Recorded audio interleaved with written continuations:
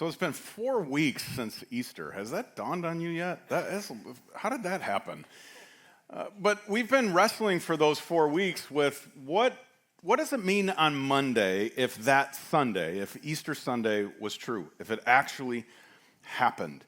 And my feeling is if it did, then on Monday, to kind of play off that video, we're open for business. Like that means let's throw the doors open and invite other people to come and see, because this is more than just wishful thinking. This is more than just moral teaching.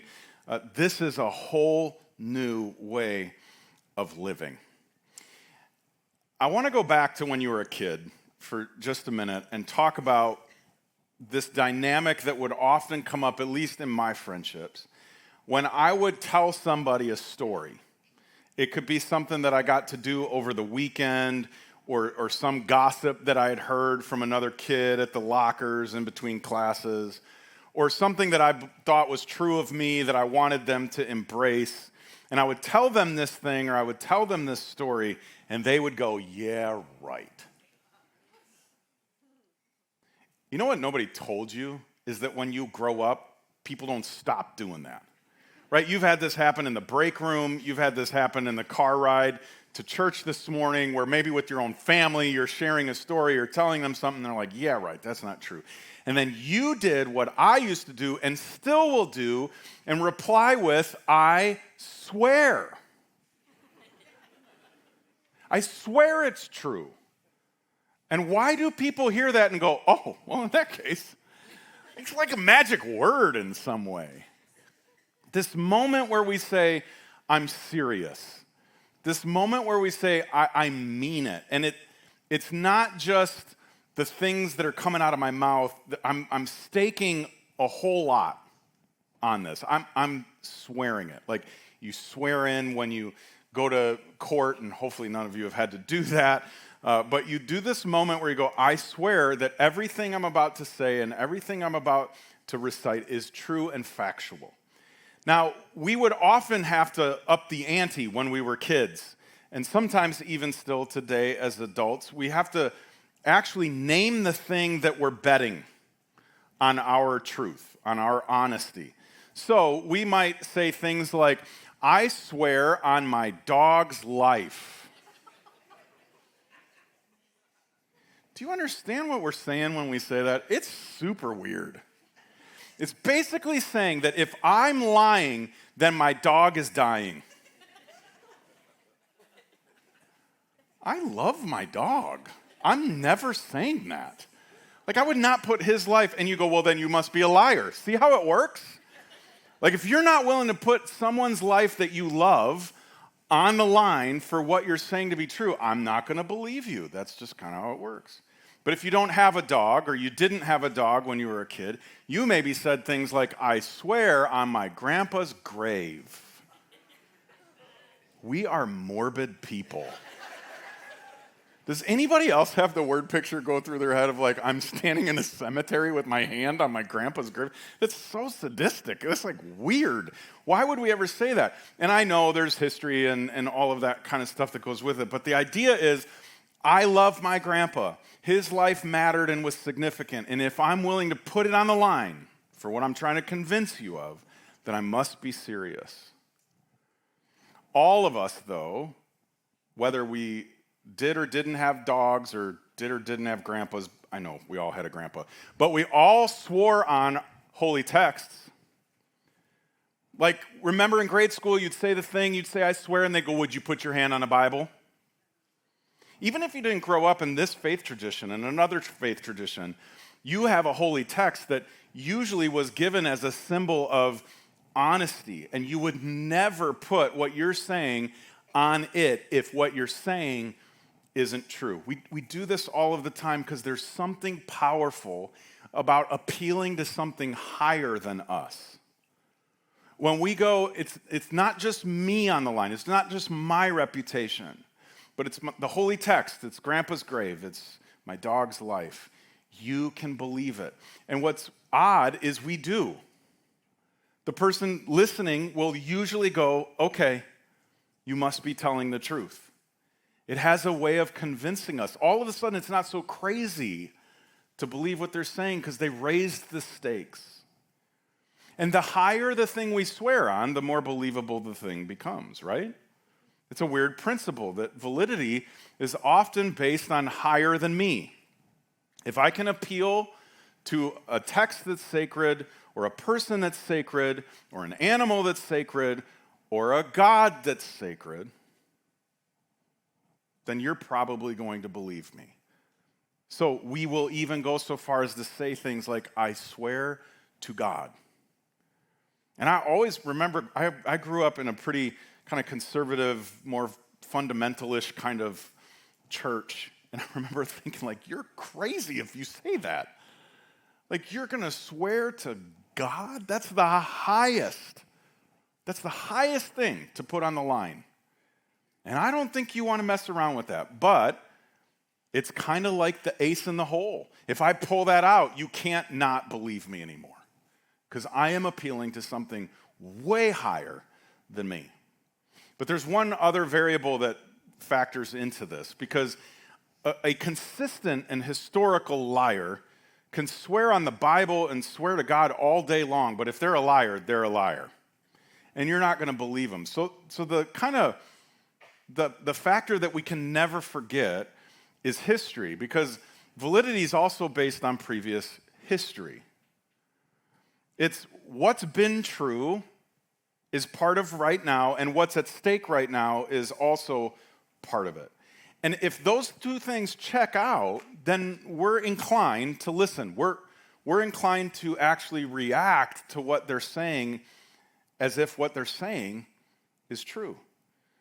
So when we were on the playground when we're kids, or you're in the break room when you're at work, or you're on the bus when you're riding home from school, if the person that's telling you that thing has a history of being honest, if they've not lied to you over the course of your friendship, and they're saying something like, I swear on fill in the blank, and you know that matters to them, or at the very least it matters to you, you probably go, I believe you. This is so important. Because in every faith journey, there comes a moment where we have to wrestle with, do I believe it? Do I believe what's being said? Do I believe what I'm being told about this God that loves me? About this God that went to great lengths to prove to me and show me that he loves me? That my life is not just random. It's not just a series of happy accidents. Do I believe that Jesus is who he said he is? That question's hard. And what I want to maybe encourage you with today is that you can look at the character of the one saying it, the history of the one saying it, and what he was willing to put on the table, what he was willing to put as the stakes, and go, hope is rational. It's not so crazy to believe it. Because when you were a kid, or you walked out of the break room, or you got off the bus and you told somebody else what was just told to you, and they went, do you believe it? You went, I do, because I know them, and they swore on their dog's life, and they love their dog, and they would never say that if they didn't mean it. You went, it's not crazy for me to believe them, because I know them, and I know what they're all about. I'm not being irrational. I'm not being immature. Now, here's the deal. If you came today and you have not bought into this yet, you're skeptical of it, that's totally fine. What I want to share with you for the next few minutes is that I'm convinced that what I have in Jesus, this hope, this faith, is not based on wishful thinking or some convincing ideas that I heard a preacher give a while ago, or a random kind of book that a bunch of people put together back in the early days and has lasted forever. Like all of these excuses and all of these reasons, some very justified, that you and I might have for not believing this. I'm hoping to help you see it's not so crazy because I'm not basing it on that. I'm basing it on him, who he is, and how over the course of history, he's proven to not be a liar. And everything that he's promised, he delivered on, including this one. Tear this temple down, and in 3 days, I'll put it back together. And Jesus wasn't talking about a building. He was talking about himself. And then he pulled it off exactly like he said he would. And hundreds and hundreds and hundreds of people saw him living and breathing after they saw him take his last breath. And the writer of Hebrews will kind of point at this and bring some of the language that you and I use to the equation.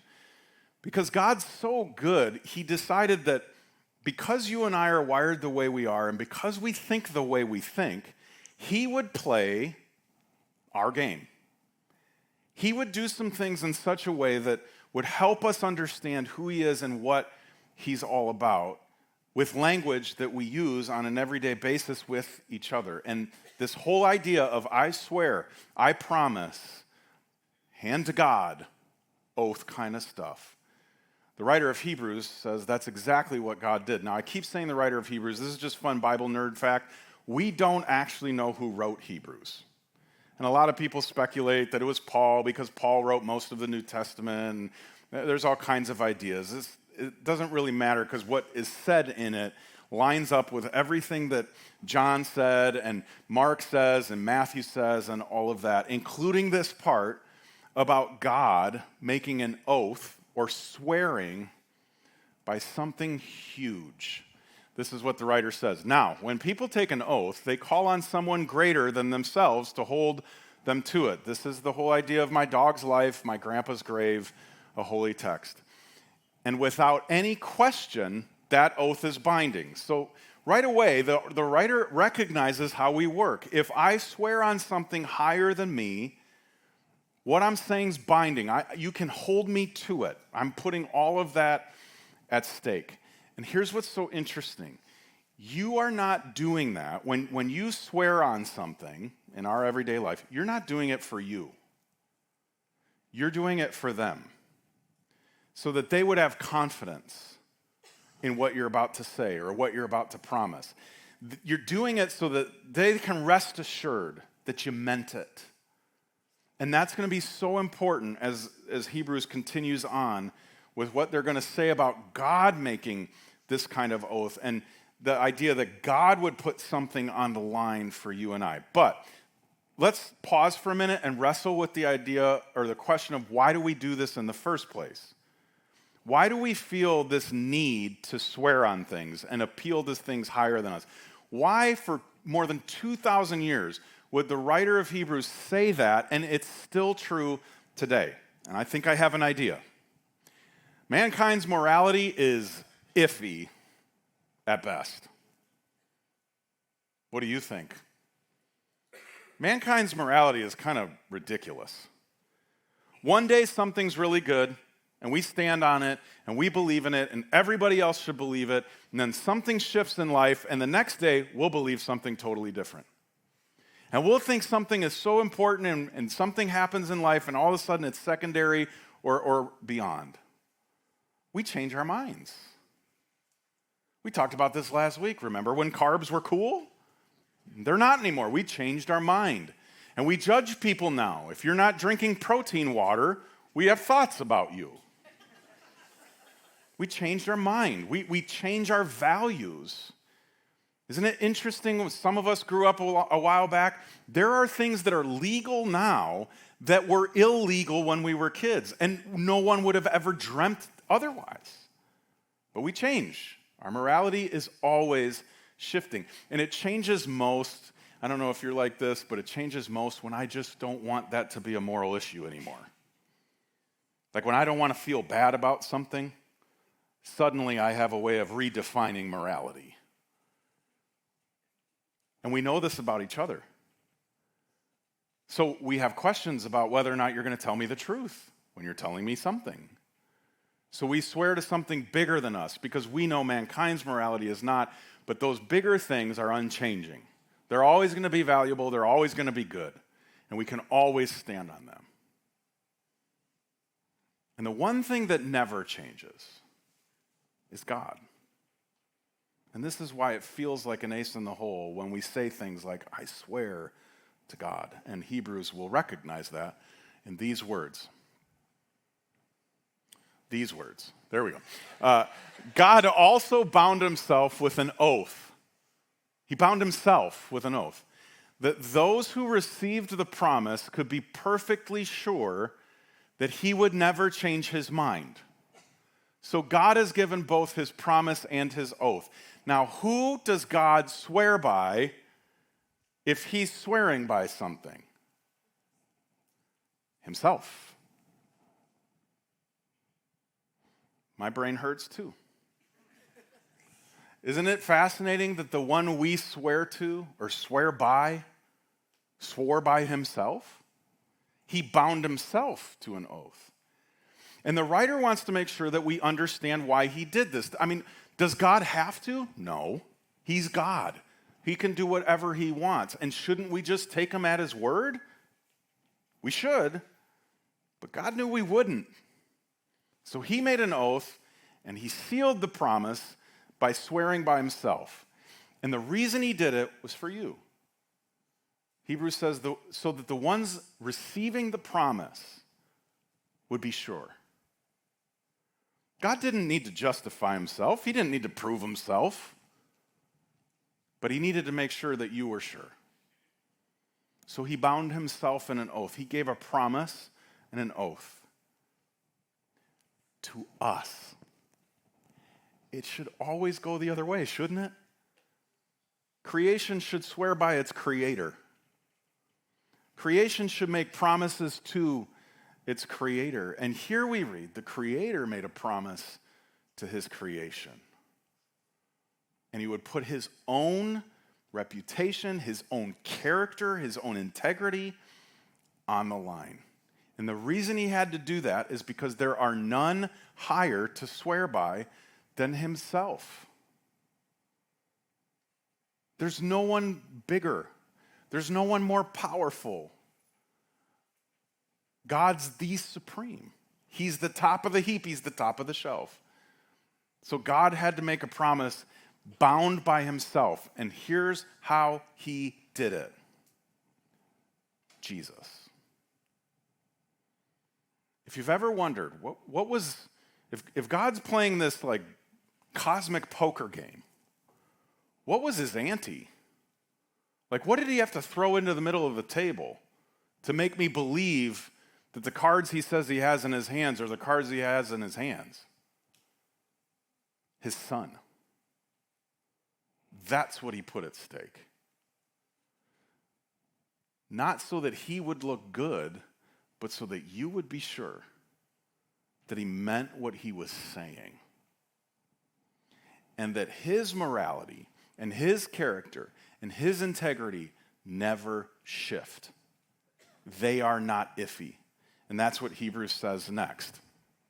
These two things are unchangeable. His oath and his promise are unchangeable because it's impossible for God to lie. He can't do it.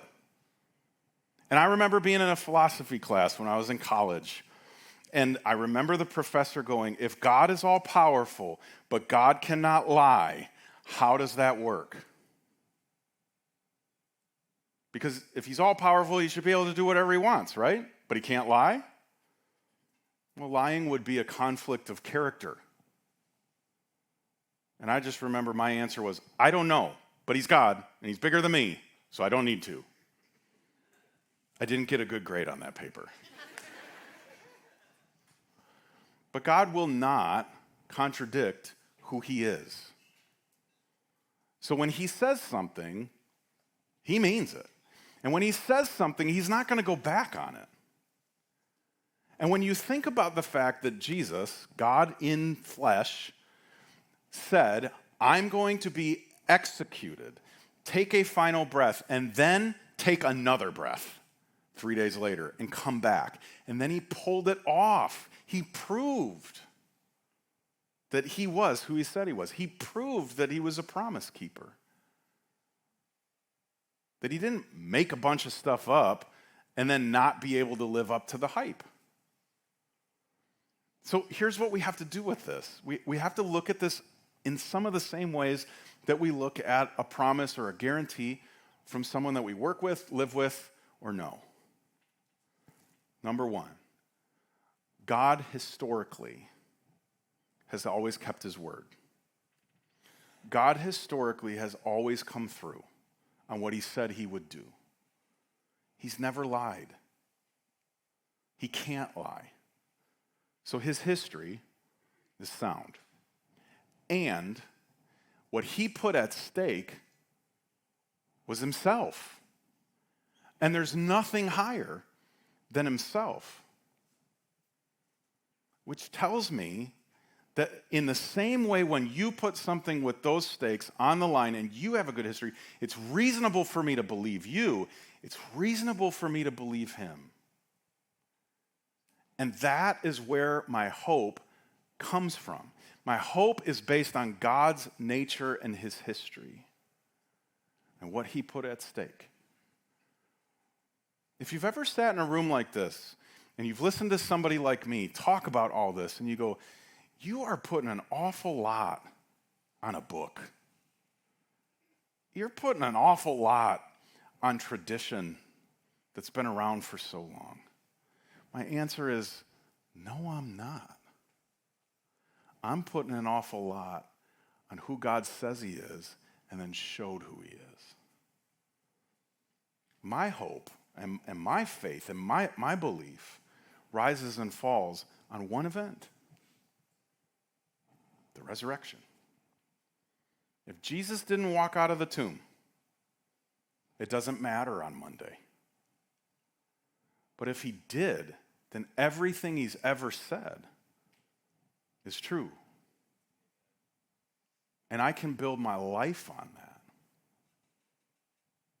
And Hebrews says, if that's true, if all those things are exactly what we say they are, then, only Hebrews uses the word therefore, we who have fled to him for refuge can have great confidence as we hold to the hope that lies before us. This hope is strong and trustworthy. It's an anchor for our souls. There's two amazing metaphors that are brought into the picture for us. One is this idea of refuge. In the Old Testament, there would be refuge cities or refuge homes, kind of like a safe house that you would see in like a CIA espionage movie. It was a place you could go to escape danger. It was a place that you could go to escape usually vigilante justice. And you knew that if you could get to that place, you were safe. If you could get to that place, things were secure. You were going to be okay. You could trust it. You could let your guard down. It always reminds me of when I was a kid and we would play tag. Did anybody like tag? That's the worst game ever. It's just running around. That's all it was. And so I hated it. I hated that game. Anytime anybody wanted to play tag, I suddenly was sick. But when I couldn't avoid it, I always spent a lot of time around that one spot, because if you were like me, you had the one spot, we called it goal sometimes, or safe, or base. And if you could get there, then the tagger could not tag you and make you the tagger. You were safe. So my butt just hung out there. And when they'd say there was like no puppy dogging, you couldn't stay there and just do this, I was like, okay, well, 3 steps is not puppy dogging. And I can jump to get there when the tagger comes. But when I was there, I could take a deep breath, I could relax, I could be okay. In some ways, I could rest from all of the craziness going on around me. And Hebrews uses another metaphor in an anchor. And I'm not a huge boating person, but I know what an anchor does. It holds the boat in one spot. What's interesting, though, is it holds the boat in a circumference of spots, right? Because that boat can shift depending on how long the chain is from the anchor to the boat. That boat will move around a little bit. But if it's sitting on and hooked into bedrock, it's not going to move very far. It would be a very different story if my anchor was in another boat. Now I'm going wherever that boat goes. Wherever the current takes both boats, that's where we're going to end up. And that's what it's like in relationship with people. That's why we've got to do the swearing thing, because a lot of times we're hesitant to put our anchor in that boat because we're going to go wherever they go. But the invitation from God is you can put your anchor in Him, and you can rest assured that He is who He says He is, and that's not going to change. That ground's not going to shift. Home base is not going to move. And while it doesn't make turmoil, and it doesn't make trials, and it doesn't make hard days go away, they're still there. I mean, the tagger would prowl around me like a tiger, waiting for me to come off of that base. And the boat will move around, and there will be waves, and there will be storms. But they won't get you. Because we have anchored ourselves, we've found our refuge in something real, in something solid, not wishful thinking, not good moral ideas. The character and the history and the nature of God Himself. Now you might be wondering, well, what is the promise then? I mean, what is it that He told us that ultimately He put His Son on the line for, that He swore on His own life to make sure that we would get? The Old Testament idea that shows up over and over again and then ultimately kind of culminates with Jesus Himself is the idea of rest. It's that moment of knowing my anchor is secure, I'm safe at base, the tagger can't get me, I will get to experience rest, or completely good and satisfied. The principle first shows up in the Genesis narrative. And we're not here today to argue about whether that's literal or not. The point of Genesis, by the way, is that God created everything. What's interesting, though, about the seventh day is that God rested. And He did not rest because He was tired. That would be silly, right? God got tired, so He needed a break. God rested because He looked at everything that He'd made, and it was good. And it was complete. And the work was done. It's the same principle that shows up when the Israelites that had wandered around the desert are finally able to cross the threshold into the promised land. And they would have rest. Their journey would be complete. And their new land would be good. And then Jesus comes along, and all of those are just precursors. Honestly, everything you read in the Old Testament is pointing to Jesus. Rex talked about that a couple weeks ago. Jesus comes along, and do you remember these words that He said? Come to me, all you who are weary, and I will give you rest. Ultimately, eternally, that rest is in the presence of God, which we get to experience in part all day, every day. But then we'll get to experience fully, and we will finally get a sense of completed good. I know we're starting to mow lawns again. You know the feeling when you get done and you look back and you go, them lines are straight. It's good, and it's done. You might experience that when you do the dishes and you clean up the kitchen and you look back and you go, feels good. Or you fold all the laundry and it fits just right into all of the drawers. It's that moment of rest, not from weary tiredness or needing a break, but from completed goodness. And that's the promise that God says is yours in His Son. He promised it. And then He put His own self at stake to make sure that you would be sure, to make sure that you would have confidence. Now, Peter would take what we're talking about so far and he would connect it to the resurrection specifically. Because again, if we don't have Easter Sunday, this stuff on Monday is no good to any of us. So here's what Peter says in his letter, 1 Peter. It's by God's great mercy that we have been born again, or we have new life, or we have this promise, we have this future, because God raised Jesus Christ from the dead.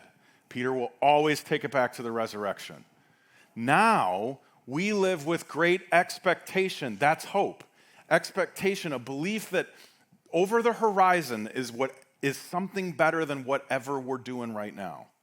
So we live with great expectation, and we have a priceless inheritance, this rest, this completed goodness, an inheritance that's kept in heaven for you, pure and undefiled, beyond the reach of change. Why? Because God doesn't change. He doesn't lie. He's not going to say, here it is, here it's not.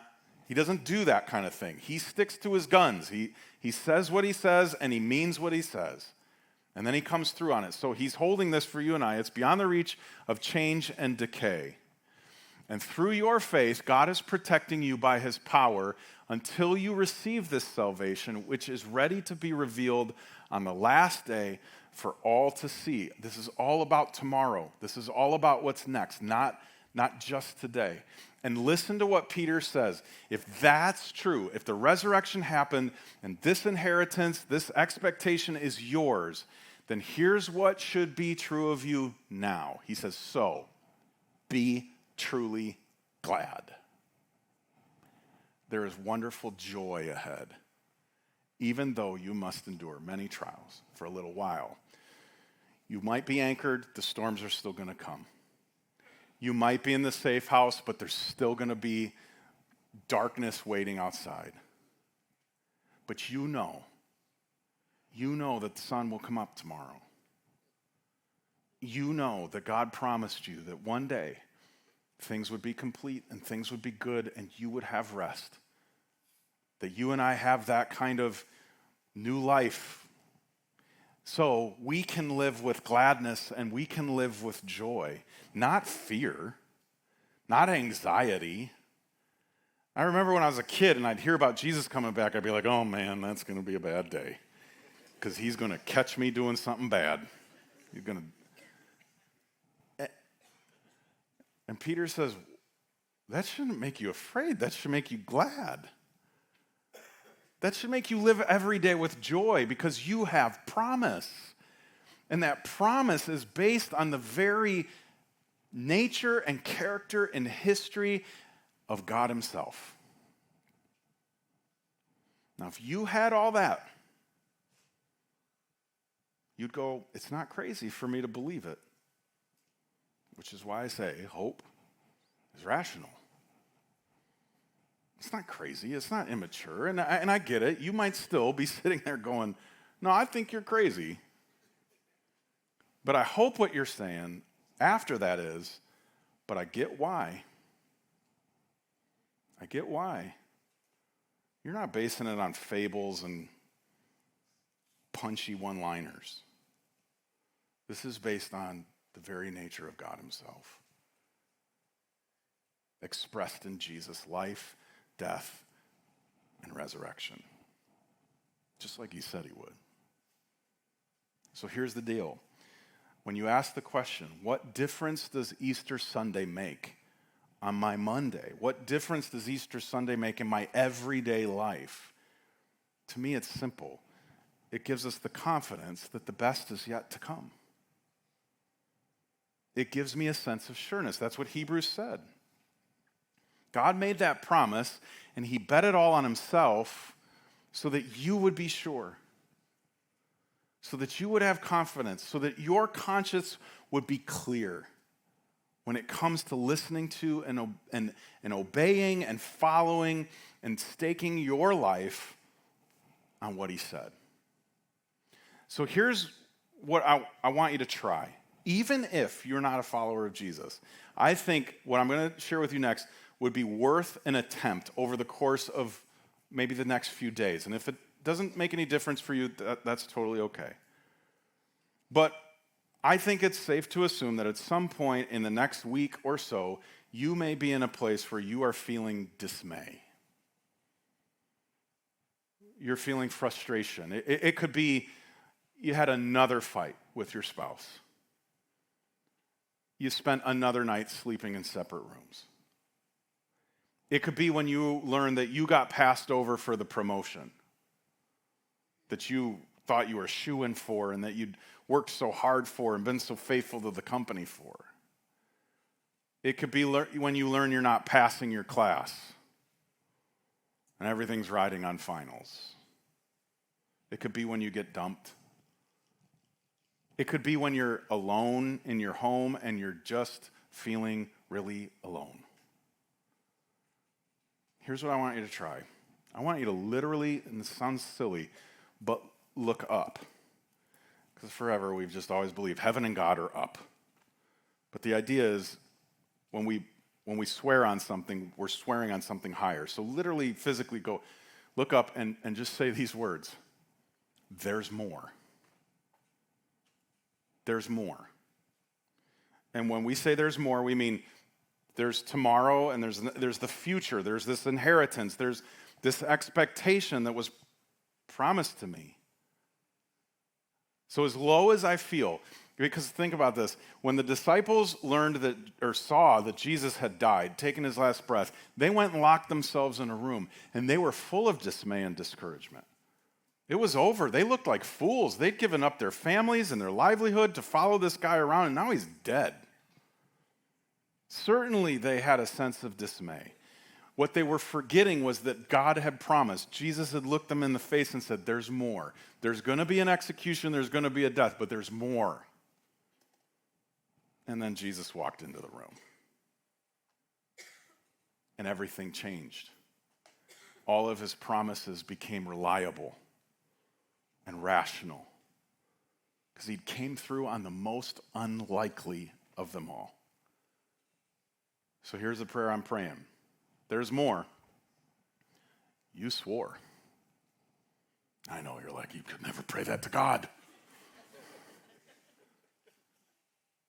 He promised it. He guaranteed it. You don't have to be afraid to call that out. He didn't do it hoping you wouldn't bank on it. He didn't do it with the fear that he wouldn't be able to come through on it. And here's the little dirty secret. You're not praying there's more you swore for him. It's not like you're going to pray that and God's going to go, oh my gosh, you're right. I forgot. I got to come through on this. You're praying it for you. In that moment, you are recognizing who he is. And the reason you're banking on the fact that there's more is not because you're hoping so, but because you have hope. Because he told you so. That's the truth about all prayer, by the way. It's not our way of like getting the genie to grant our wishes. It's more often about us changing. Us falling in line, re-understanding, reminding ourselves of who he is.